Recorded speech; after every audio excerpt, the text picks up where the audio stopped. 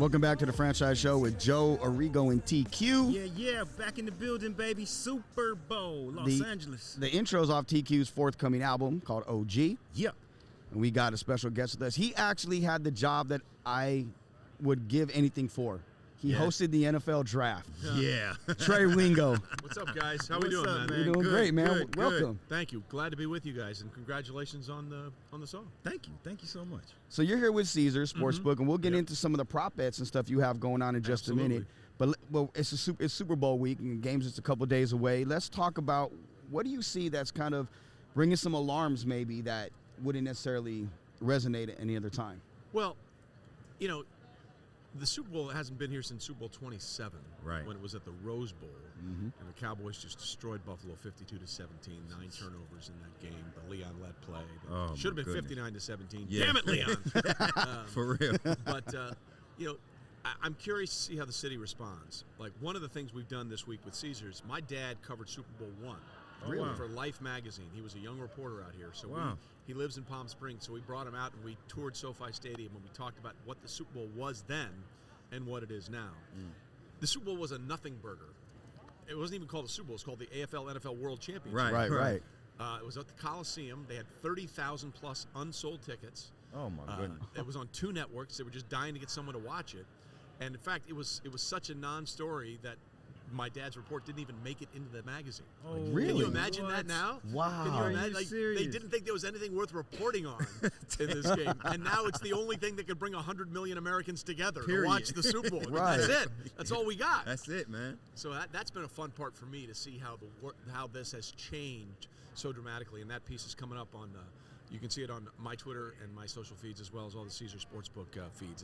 It'll be dropping either today or tomorrow. Oh, sweet! Man, I gotta check that out. That's cool. I actually got my break in Palm Springs. That was the first market I was in. Really? Yeah. Nicely done. Yeah, they live on Rancho now. So that's cool. Yeah. So, you hosted the NFL draft for years. Yeah. What is that experience like?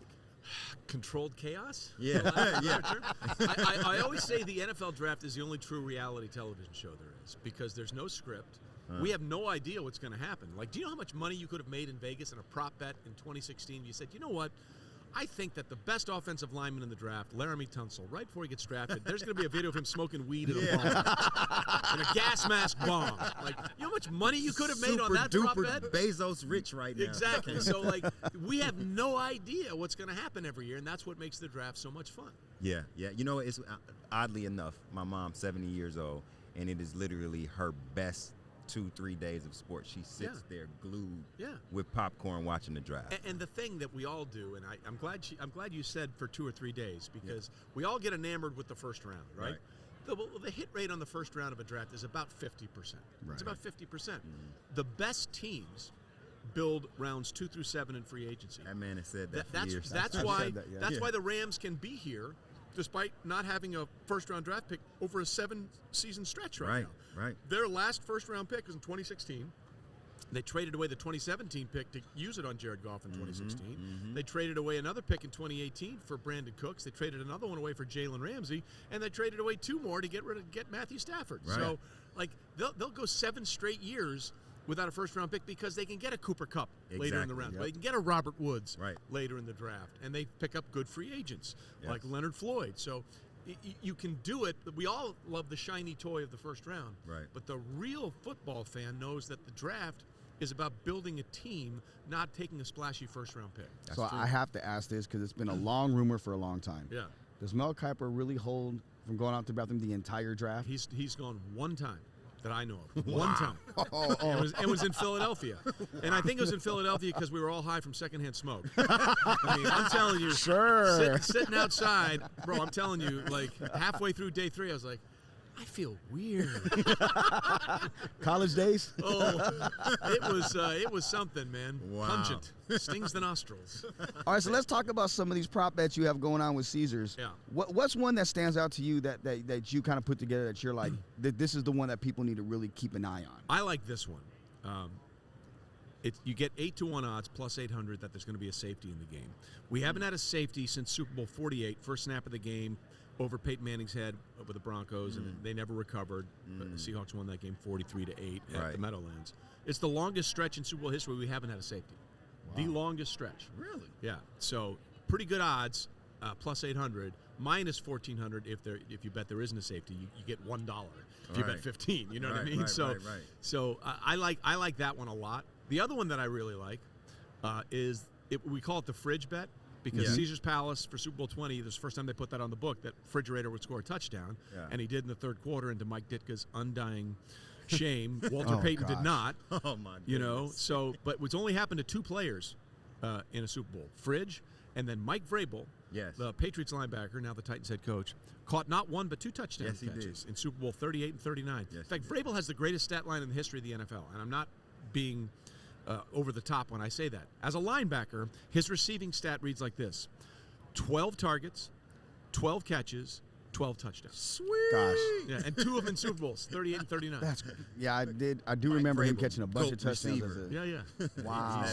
That's my favorite stat of all time in the NFL. Yeah, do you like the Bengals to cover in this?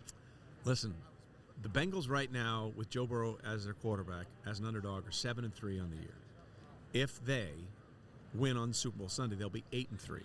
There's only one other quarterback who's led his team to an 8-3 record as an underdog in a season in which they won the Super Bowl. That would be Tom Brady, who won 8-3 in 2001. So, the Bengals are playing with house money. Yes, right. Like the Rams understand expectations and understand failure. Yes, right. 4 years ago they were here. A lot of those same players are still here. Right. They know what it means to lose. The Bengals have none of that. Real talk. They are, for lack of a better term, they're young and dumb in the best possible way. If the Rams play tight, they don't have a chance. I agree. They have to put aside. Like Matthew Stafford has known nothing but disaster his entire career. Right. All those years in Detroit. This is true. If he thinks about that stuff and how long it took him to get here while he's playing, I think that was a huge part of the second half of the AFC Championship game. The Chiefs, for all the glory that they've had, have been to the mountaintop and conquered it, been to the mountaintop and lost it, and have now lost 2 AFC Championship games at home. That bleep weighs on you. It does. So often, more than anything else, the Super Bowl is about a mindset. It's not about a stat or a matchup. It's about, can you handle the moment? Like Troy Aikman famously said before Super Bowl 27, which again the last Super Bowl played in Los Angeles, he said he was fine, all good, and then he hyperventilated and almost passed out when they played the national anthem. It hits you differently. Yeah. It hits you. We talked about this yesterday, and we had somebody else on, and I said, for me, you can tell what's going to happen with who comes out fresh and then who comes out at halftime fresh, because you have a longer intro, it's like longer 40 halftime. minutes at halftime. It's crazy. We're creatures of habit, like pro football players, man. That can throw you completely off. And just little things, like in Super Bowl 44 between the Colts and the Saints, Dwight Freeney rolled his ankle in the AFC Championship game win over the Jets and was okay in the first half, but not great.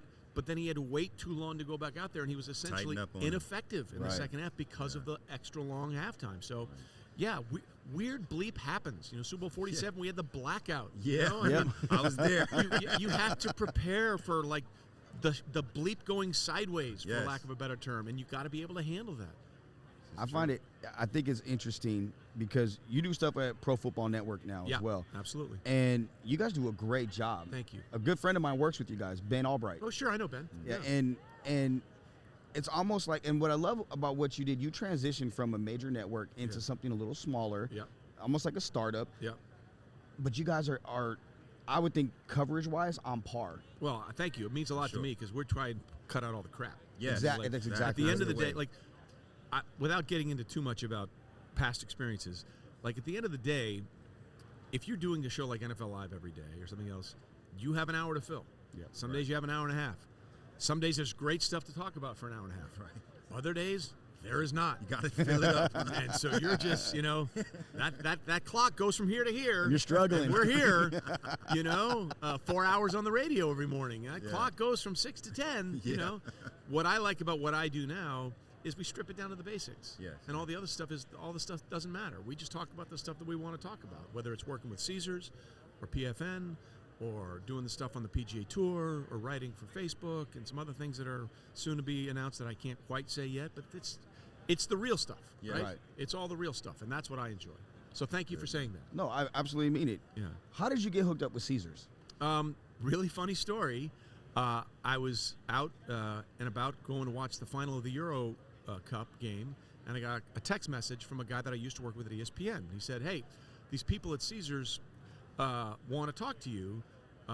Can I give them your information? And I told him, I said, yeah, sure. Like, but I'm good. You know, I like what I do. I set my own schedule, and I'm happy and comfortable, and I have a no bleep hole policy. I don't want to work with any bleep holes anymore. Right. You know? And he said, these are great people, and you want to talk to them. So I gave him my information on a Monday. They emailed on a Sunday. They emailed me on a Monday. We had a conference call on a Wednesday, and by Friday we had an offer in place. It was that quick. So no bleep holes. There it is. And a lot of the guys that I worked with at ESPN are now working for Caesars. So it's, for me, a bunch of familiar faces just doing it in a different place, the same stuff I always did. And I get to work with Kenny Mayne again. Yeah. You know, and being in the Halle Berry commercial. Not terrible. No, I'm saying. Not terrible. Not at all. It was not a bad day. But Glad you you got to that. when you were with JB Smooth, JB is the man. JB is the man. Like, Yeah, you know it's a good day when all of the Mannings and JB are not the A-lister in the Ain't show. that crazy? Yes. Like Yes. JB, Archie, Peyton, Elan Cooper. Down here. Halle up here. Yeah. Go see Moonfall. It's out in theaters right now. Halle, I love you. I love you. Okay, so We now, all do. now you got two jobs that I wish I had: hosting the draft and working with Halle Berry. I'll tell you a great story, too, if we got a second. Oh, we got as for much time as you want. Because, you know, we're sitting there, and I'm like, I have to try and get a picture taken with Halle Berry. But I don't want to be that, I love you, can I take a picture? So I had to figure out a way in to start a conversation. And I had the ultimate in. In 1986, Halle Berry finished runner-up Miss USA to a woman named Christy Fitchner. Now, that name means nothing to you guys. Right. Christy Fitchner lived one street down from me in my hometown of Greenwich, Connecticut. So I'm like, I got one shot at this. So we're sitting at a pause at the commercial, and I said, Halle, if I say the words Christy Fitchner to you, she goes, how do you know who Christy Fitchner is? I'm like, well, she grew up a street over from me, so I, you know, she's like, I wonder what she looks like now. And I said, Halle, trust me. You won the long game. And she's like, oh, you're so sweet. I'm like, can I get a picture? Sure. I was like, yes! Did it. And side note, Christy Fitchner's boyfriend in high school was Hall of Famer Steve Young. Really? Get out of here. That was the power couple at my high school. The rest of us didn't have a chance. We were trash on the floor. For real. For Miss USA and Hall of Famer Halle Berry. Well, Trey, we appreciate you and everything you're doing with Caesars. When you come to Vegas, man, we'd love to hang out, take Done. you out, Yeah, whatever. man, let us know. Listen, we'll be there quite a bit for the draft, because the draft obviously should have been there in 2020. Right. And we're excited to go back in April. I'll be there for probably the better part of 2.5 weeks. So we'll definitely hook up. Yeah, heck Done. yeah. Sounds good. You got it, man. My guy, Trey Wingo, Yeah, Caesars, PFN, Trey Wingo Podcast. Yeah, Half Forgotten History. Check it out. There My it guy is. right there on the franchise show. Sports. Yeah. Yeah. Oh, thank That you was so great, much. man. You were Thank you. great. Thanks a lot, Thanks so bro. much. Thank you, guys.